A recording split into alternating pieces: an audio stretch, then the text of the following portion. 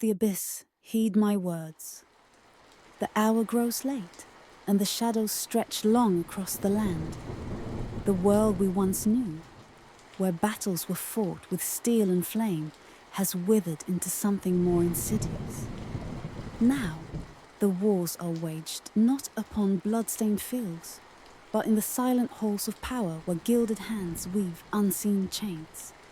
The age of swords has ended, and in its wake rises a new dominion, empire of gold, trade, energy, and the whispering tongues of power. This, my children, is the age of the great geoeconomic war. In the heavens above, the celestial dance of empires moves with dark purpose. The harbinger of chaos, a man crowned in arrogance, once declared a war not of weapons but of trade, his sigil bearing the cursed words, "America first." He reached across the void, striking his rivals with invisible daggers. Tariffs forged in the crucible of greed, treaties broken like the brittle bones of forgotten oaths. He turned his gaze upon the East and the West alike, branding them with the searing mark of economic warfare. But the gods of power are fickle, and the tides of fate are cruel. Then, in the year 2022, the world trembled as the drums of war once more echoed through the desolation. But lo, this was no mere clash of kingdoms for soil and sovereignty. It was a war of hunger, of desperate hands reaching for the last remnants of sustenance. Oil, grain, and the glittering veins of minerals deep within the bones of the earth. The West, wrapped in its dying vestments, sought to strangle the Eastern Titan with chains of finance. Yet the Titan laughed, for in its grasp it held the cold lifeblood of the world, energy itself. And so, the war waged on, not with swords, but with starvation, not with spears, but with silence.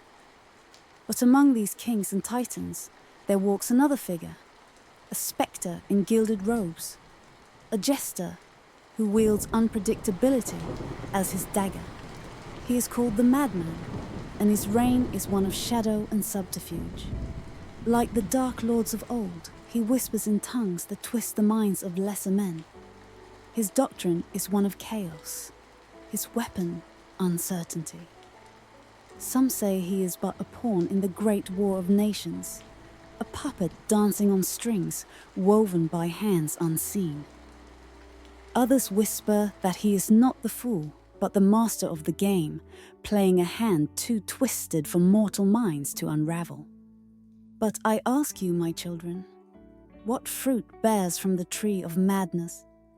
Can a world ruled by fear and erratic power stand upon a foundation of prosperity?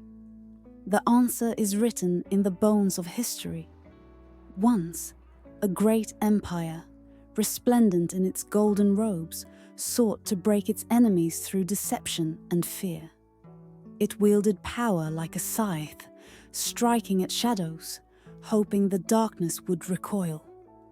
But the darkness did not yield.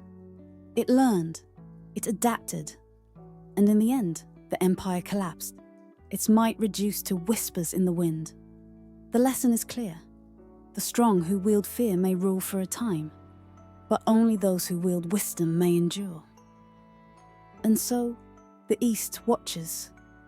The bear tightens its grip, locking arms with the dragon, forging alliances in the smouldering ruins of failed sanctions.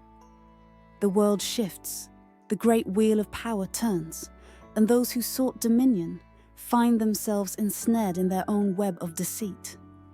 And yet, the question remains, what path shall we walk?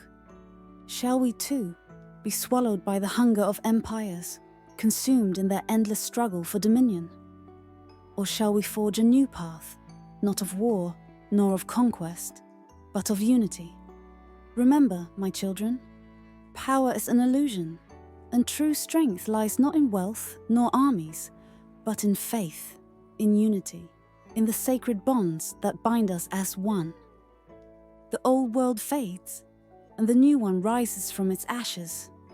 The question remains, as it always has, shall we rule with tyranny or build with grace? The choice is ours to make. Speak now and let your voices be heard. The gods are listening.